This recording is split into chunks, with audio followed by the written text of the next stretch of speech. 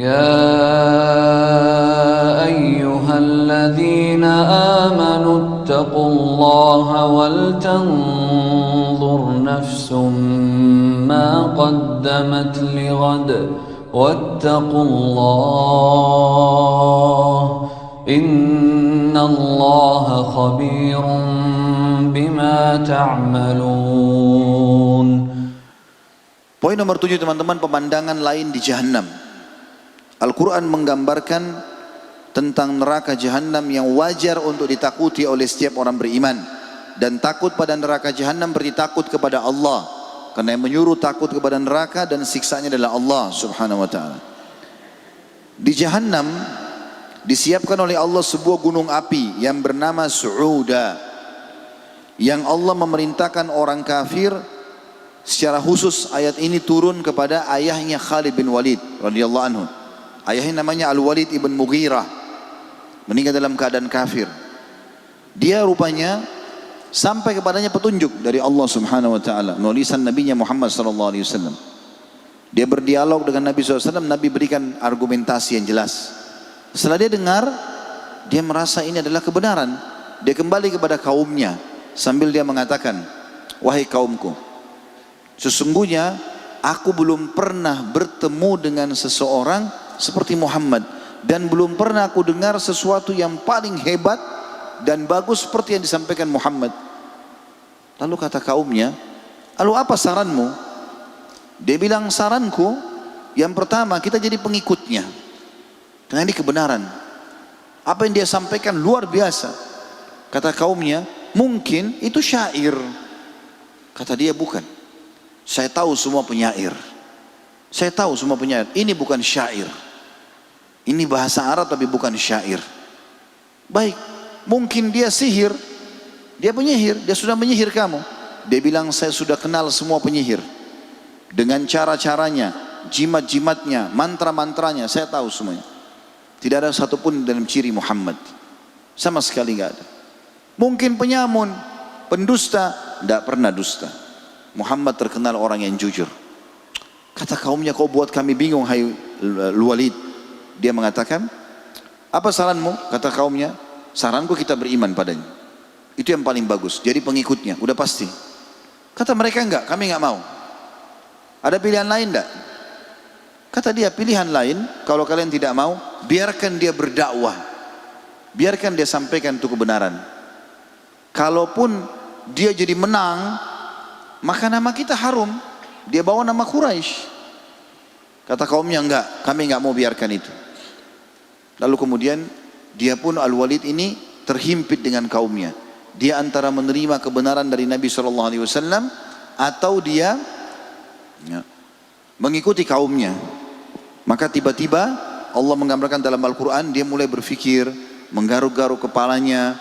Kemudian setelah itu dia mengatakan, baiklah, kalau kalian tidak mau, yang paling dekat kalian katakan dia penyihir. Lalu kemudian dia tinggalkan kebenaran. Kemudian dia pun akhirnya mengikuti kaumnya sambil menyebarkan kedustaan, mengatakan memang Muhammad penyihir. Ini diceritakan dalam banyak riwayat yang sahih sesuai dengan firman Allah subhanahu wa ta'ala di salah satu ayat dalam surah Muddathir, surah nomor 74 ayat 11 sampai ayat 30.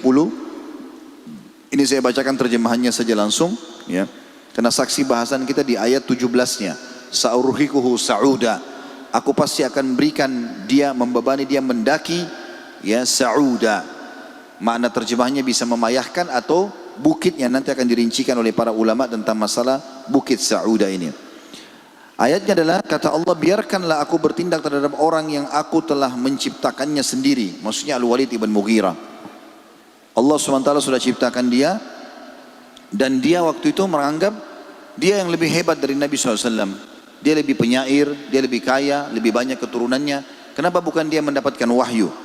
Dan juga sebagaimana cerita saya jelaskan. Maka Allah mengatakan, biarkan aku bertindak secara langsung terhadap orang yang aku telah ciptakan sendiri. Dan aku jadikan baginya harta yang banyak dan anak-anak yang selalu bersamanya. Dan kulapangkan baginya rezeki yang selapang-lapangnya. Kemudian dia ingin sekali supaya aku menambahkan. Sekali-kali tidak akan aku tambah. Karena sungguhnya dia menentang ayat-ayat kami Al-Quran. aku akan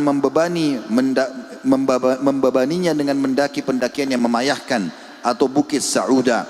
Sesungguhnya dia telah memikirkan dan menetapkan apa yang ditetapkan, maka celakalah dia bagaimana dia menetapkan, kemudian celakalah dia bagaimana dia menetapkan. Kemudian dia memikirkan, setelah itu dia bermuka masam dan merengut, kemudian dia berpaling dari kebenaran dan menyombongkan diri dan berkata, Al-Quran ini tidak lain hanyalah sihir yang dipelajari oleh orang-orang dahulu, ini tidak lain hanyalah perkataan manusia.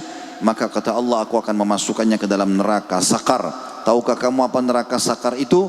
Sakar itu tidak akan meninggalkan dan tidak akan membiarkan. Sakar akan membakar kulit manusia.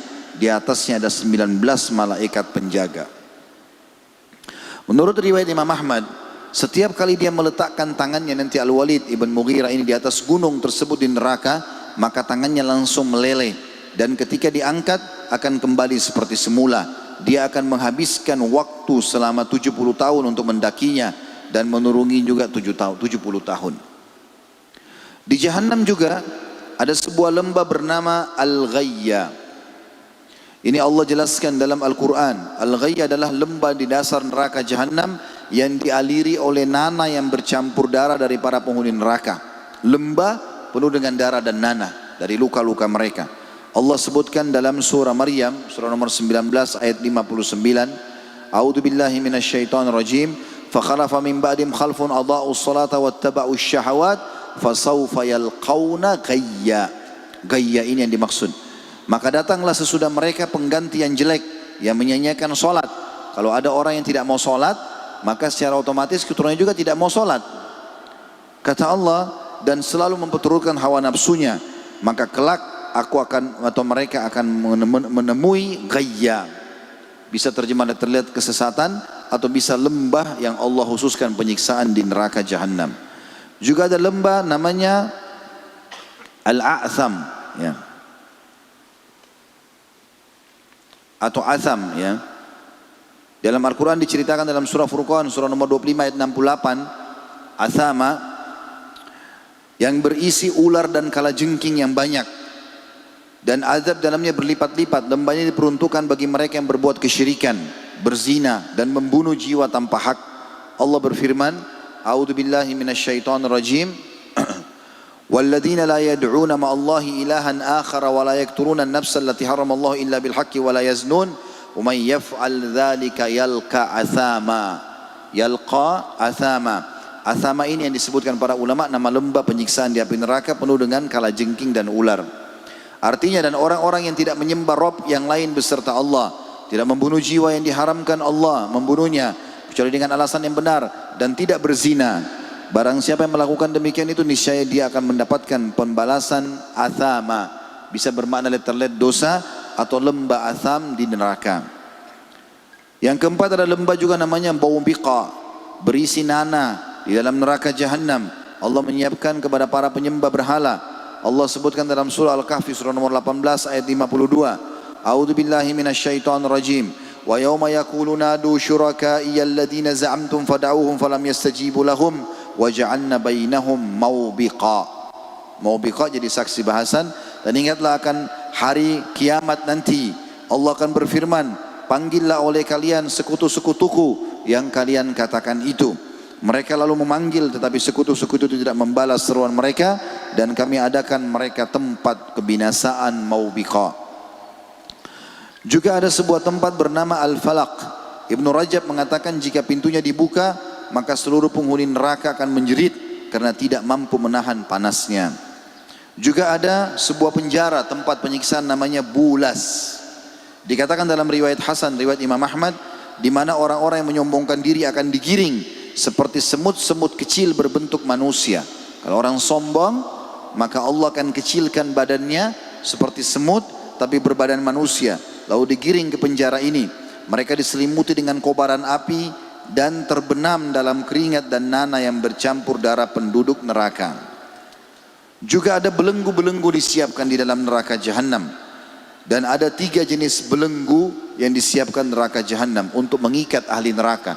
Jadi bukan begitu saja dilempar dalam api, tapi mereka dirantai, diikat. Dan belenggu maknanya melilit di bagian leher, di 2 telapak tangan dan kaki, sehingga orang itu tidak bisa lepas. Yang pertama ada namanya aglal. Allah sebutkan, dan aglal adalah belenggu dari besi membara yang dipasang di leher penduduk neraka. Allah ceritakan dalam surah Saba, surah nomor 34 ayat 33. A'udzu billahi minasyaitonir rajim. Wa qala alladziina istud'ifu lil ladziina istakbaru bal makrul laili wan nahari id ta'murunana an nakfura billahi wa naj'ala lahu andada wa asarru nadamata lamma ra'ul 'adzab wa ja'alna al-aglala fi a'naqil ladziina kafaru hal yujzauna illa ma kanu ya'malun. Dan orang-orang yang dianggap lemah berkata kepada orang-orang yang menyombongkan diri, tidak sebenarnya tipu dayamu di waktu malam dan siang yang menghalangi kami ketika kamu menyeru kami supaya kafir kepada Allah dan menjadikan sekutu-sekutu baginya. Nanti orang-orang miskin dan orang kaya, yang orang-orang miskin mengikuti orang kaya sehingga mereka kufur, mereka akan menuntut pada hari kiamat mengatakan, kalian dulu yang sesatkan kami. Kedua belah pihak menyatakan penyesalan tak karena mereka melihat azab, dan kami pasang belenggu di leher orang-orang kafir. Mereka tidak dibalas melainkan dengan apa yang telah mereka kerjakan, yaitu al-aglal, belenggu dari besi yang membara dengan api dipasang di leher mereka.